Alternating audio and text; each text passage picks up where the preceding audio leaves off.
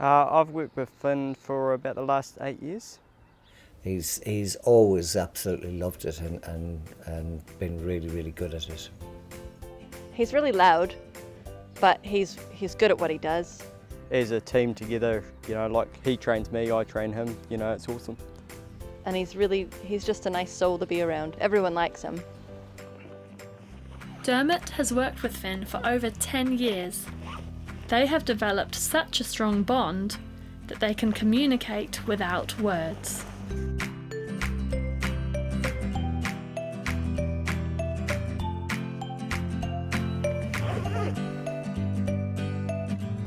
Finn will be 12 on the 31st of October, and that corresponds with his retirement date as well. He's going to retire from search and rescue.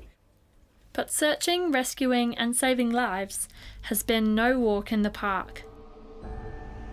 In March of 2008, an Israeli woman went missing on the Routeburn track. There's 7 or 8 ridges going down from Ocean View to Gun Camp, and we were searching the ridges one by one, and we were on the last 2 ridges. Finn, Dermot and the crew had already been searching for 6 weeks. It's now mid-autumn, conditions are becoming dangerous for the crew, and it's the final day of the search. Finn's nose has become the most useful piece of equipment.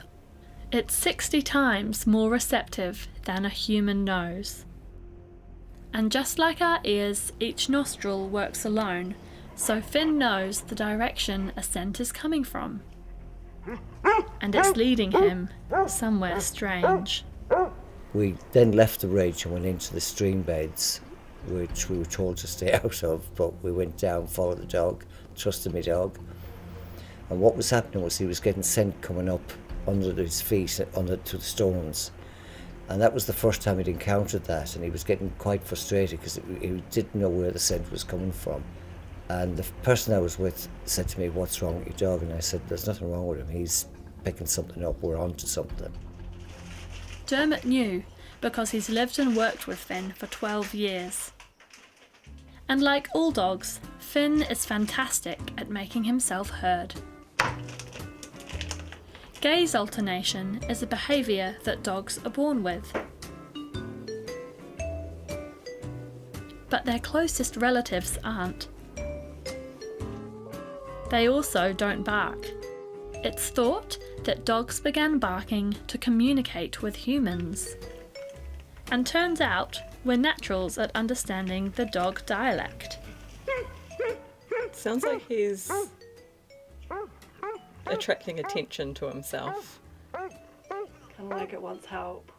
It sounds like it's trying to tell somebody something, like it's found something or something like that. It's kind of like a cry for help, almost. Could be a working dog and he found a dead possum or something that he's supposed to have found.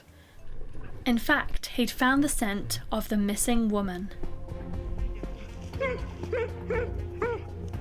And we found a rucksack that belonged to the missing lady. And then we had a look round and we found the missing lady herself. On the last day, in the last ridge, her body was finally found. Today, Finn turns 12 and retires from his 10-year career in search and rescue.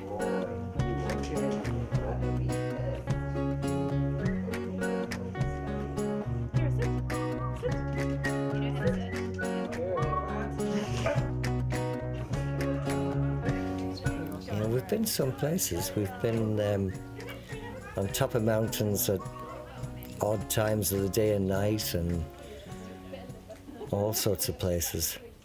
Flying up to the Routeburn track every day. And I guess that's got to be my proudest moment, that he did lead us to solve the mystery after 7 weeks. But he's been my constant companion on the hill for many years.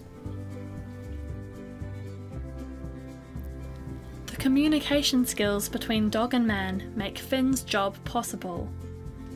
And the bond between you and your dog, truly remarkable.